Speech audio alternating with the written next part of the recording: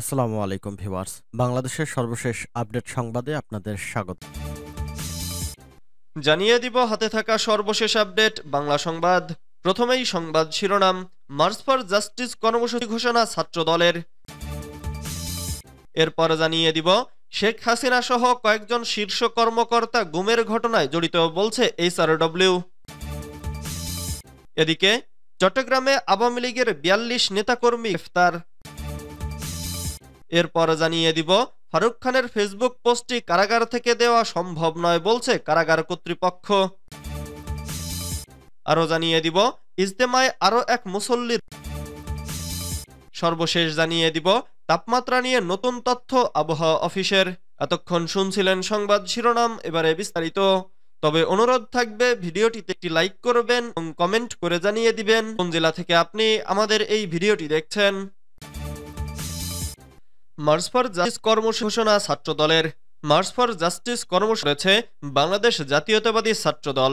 মঙ্গলবার ৪ ফেব্রুয়ারি সংগঠনটির সভাপতি রাকিবুল ইসলাম রাকিব ও সাধারণ সম্পাদক নাসিরউদ্দিন নাসির এই কর্মসূচি এক প্রেসিতে ছাত্রদল জানায়, শেখ হাসিনার শাসনামলে শিক্ষা প্রতিমোহে সন্ত্রাসী সংগঠন ছাত্রলীগ কর্তৃক সংগঠিত সকল সন্ত্রাসী কর্মকাণ্ডের যথাযথ বিচার ও সন্ত্রাসীদের সাজা নিশ্চিত করার দাবিতে এই কর্মসূচি ঘটেছে। এতে বলা হয়, জুলাই আগস্টের ছাত্র জনতার গণঅভ্যুত্থানে ফ্যাসিবাদের দোষী হিসেবে ভূমিকা পালনকারীদের বিরুদ্ধে তদন্তকে উপযুক্ত ব্যবস্থা গ্রহণের দাবিতে সারা দেশের সকল শিক্ষা প্রতিষ্ঠানে মার্চ ফর জাস্টিস এবং প্রতিষ্ঠানের বরাবর স্মারকলিপি প্রদান কর্মসূচি নেতৃত্বে বাংলাদেশ জাতীয়তাবাদী ছাত্র দলের সকল নেতাকর্মী সহ আপামর ছাত্র সমাজকে উক্ত কর্মসূচিতে অংশগ্রহণ করার অনুরোধ জানায়। শেখ হাসিনা সহ কয়েকজন শীর্ষ কর্মকর্তা গুমের ঘটনায় জড়িত বলছে এইচআরডব্লিউ।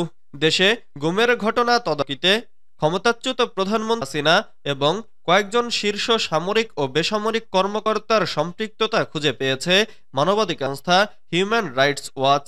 সংস্থাটি বলছে, শেখ হাসিনা ও কর্মকর্তা মেজর জেনারেল তারিক আহমেদ সিদ্দিক ও মেজর জেনারেল জিয়াউল আহসান এবং পুলিশের ঊর্ধ্বতন কর্মকর্তারা গুমের ঘটনা তদারকি ছিলেন।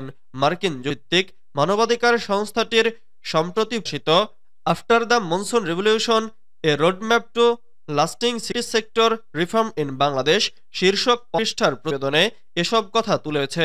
জোরপূর্বক গুমের ঘটনায় তদন্তকারী জাতীয় কমিশন এর আগে ডিসেম্বর তাদের প্রতিবেদন পেতে বলা হয়, শেখ সরকারের অধীনে ৩,৫০০-এর বেশি জোরপূর্বক ঘটেছে। এইচআরডব্লিউ বলছে, জোরপূর্বক গুমের জড়িত কর্মকর্তারা হিউম্যান রাইটস ওয়াচকে বলেছে, শেখ হাসিনা ও তার সরকারের শীর্ষ ব্যক্তিবর্গ গুম করে রাখার বিষয়ে অবগত ছিলেন। হাসিনা দেশ ছেড়ে পালিয়ে যাবার পর গোপন আটক কেন্দ্র থেকে ৩ জনকে মুক্ত ছিল এবং এই ৩ জনের বিষয়ে কর্তৃপক্ষ বছরের পর ধরে আটক রাখার কথা। চট্টগ্রামে আওয়ামী লীগের ৪২ নেতাকর্মী গ্রেফতার। চট্টগ্রাম নগরীর স্থানে অভিযান চালিয়ে আওয়ামী লীগ, যুবলীগ ও লীগের ৪২ নেতাকর্মীকে গ্রেফতার করেছে পুলিশ। তারা সবাই বৈষম্য বিরোধী আন্দোলনে হামলায় বিভিন্ন মামলায় সোমবার ৩ রাতে চট্টগ্রাম মেট্রোপলিটন পুলিশের এক সংবাদ বিজ্ঞপ্তিতে বিষয়টি হয়। ফারুক খানের ফেসবুক পোস্টটি কারাগার থেকে দেওয়া সম্ভব নয় বলছে কারা কর্তৃপক্ষ।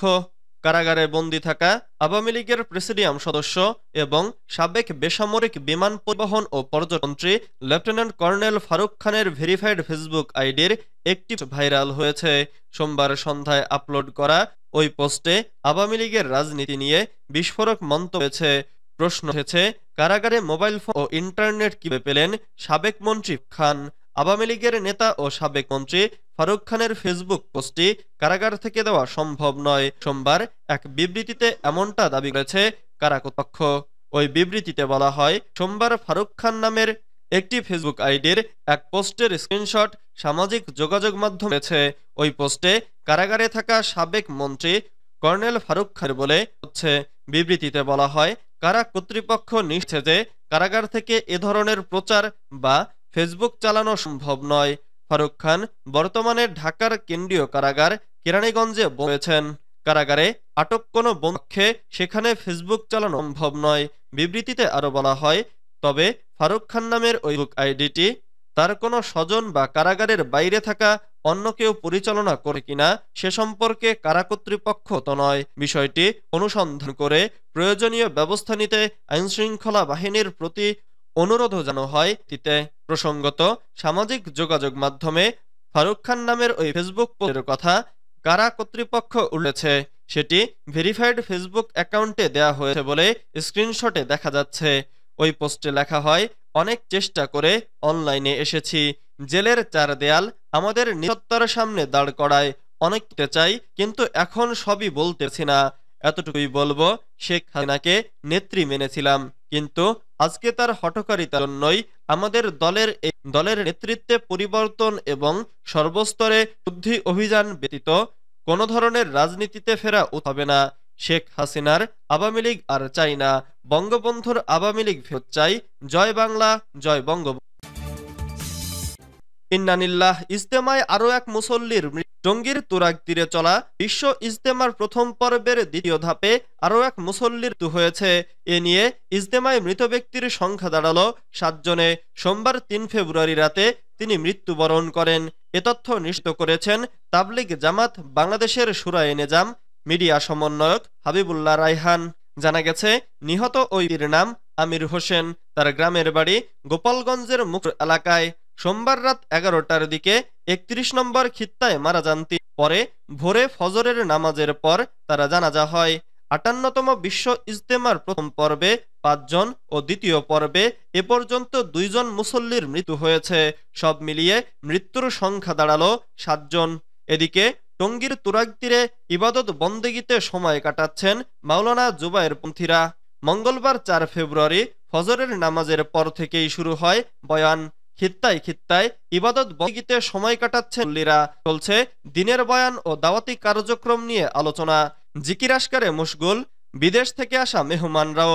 গতকাল সোমবার বাদ ফজর পারস্পরিক আলোচনা মোজাকারার মধ্য দিয়ে আনুষ্ঠানিক কার্যক্রম শুরু হয়।